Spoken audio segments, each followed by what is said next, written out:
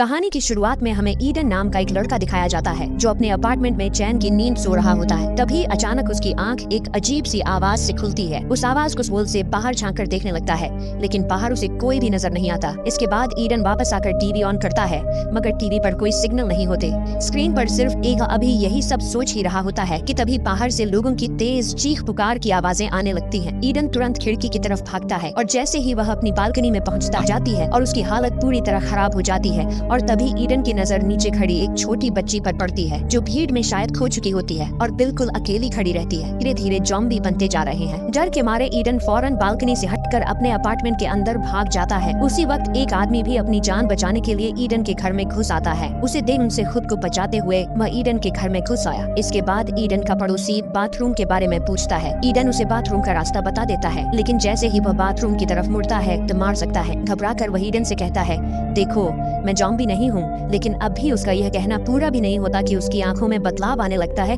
और धीरे धीरे वे लाल होने लगती है, पर टूट पड़ते हैं। यह नजारा देखकर ईडन पूरी तरह घबरा जाता है। उसके अंदर बेचैनी बढ़ जाती है और वह फौरन दरवाजे को अच्छी तरह से लॉक कर देता है। कुछ देर बाद जब बाहर थोड़ा शांत माहौल हो जाता है तो ईडन नीला है तो उसे अपने पेरेंट्स के कुछ मैसेज मिलते हैं। मैसेज में लिखा होता है कि पूरे शहर में ज़ॉम्बी फैल चुके हैं, जिस वजह से उन्हें ईडन तक पहुंचने में टाइम लग सकता है। इसलिए ईडन को सख्ती से कहा जा कैसे जिंदा रह पाएगा। अब इन मुश्किल हालात में सर्वाइव करने के लिए ईडन अपने पूरे अपार्टमेंट में छोटे छोटे मोटिवेशनल नोट्स लगा देता है ताकि उन्हें देखकर उसे हिम्मत मिलती रहे। वह मिरर पर बड़े अक्षरों में तेज से एक इन्फेक्टेड लड़की अचानक ईडन के अपार्टमेंट में कूद जाती है। यह देखते ही ईडन अपनी जान बचाने के लिए फौरन एक कोने में छिप जाता है। जैसे जैसे वह लड़की धीरे धीरे ईडन की तरफ चुके हैं और कुछ ही घंटों में उसके पास पहुंचने वाले हैं, लेकिन इससे पहले कि उसकी माँ अपनी बात पूरी कर पाती उसी वक्त कुछ इन्फेक्टेड लोग उन्हें घेर लेते हैं। वॉइस मैसेज के आखिरी कुछ सेकंड्स में ईडन अपने माँ बाप की चीखें सुनता है और फिर मैसेज बंद हो जाता है। यह सब सुनते ही ईडन को यकीन हो जाता है कि उसके पेरेंट्स अब इस दुनिया में नहीं रहे। ईडन फूट फूट कर वापस अपने अपार्टमेंट की तरफ बढ़ता है। तभी इन्फेक्टेड लोग उस पर हमला कर देते हैं, लेकिन ईडन जैसे तैसे खुद को बचाते हुए अपने अपार्टमेंट में घुस जाता है और फ्रिज को दरवाजे के सामने लाकर दरवाजे को खुली भी नहीं रही। यह सब सोचकर ईडन खुद को पहले से भी ज्यादा अकेला महसूस करने लगता है। इसके बाद जिंदगी से तंग आकर ईडन अपना लैपटॉप ऑन करता है और एक बार फिर वीडियो रिकॉर्ड करने लगता है। कैंप 42 दिनों तक इन खतरनाक हालातों में जीने के बाद ईडन सब कुछ खत्म करने का फैसला कर लेता है। जैसे ही वह खुद को लटकाने वाला होता है तभी उसकी नजर सामने वाली एक बिल्डिंग पर जाती है जहाँ देख लेती है, लेकिन उसे ज़ॉम्बी समझकर वह फौरन खिड़की का पर्दा बंद कर लेती है। अगले दिन ईडन फिर से खिड़की के पास जाता है जहाँ वह उस लड़की को दोबारा देखता है। इससे पहले कि वह लड़की फिर से ईडन को ज़ॉम्बी समझकर छिप जाए, ईडन जल्दी से एक पेपर पर हाई लिखता है और उसकी तरफ हाथ हिलाता है। ये है। ईवा ईडन से पूछती है कि क्या उसके पास खाने पीने के लिए कुछ है। तब ईडन उसे बताता है कि खाने को तो कुछ नहीं है, लेकिन पीने के लिए उसके पास काफी सारा पानी मौजूद। हालात बिगड़ते देख ईडन खुद को डिफेंड करने के लिए शॉटगन उठाता है और उस इन्फेक्ट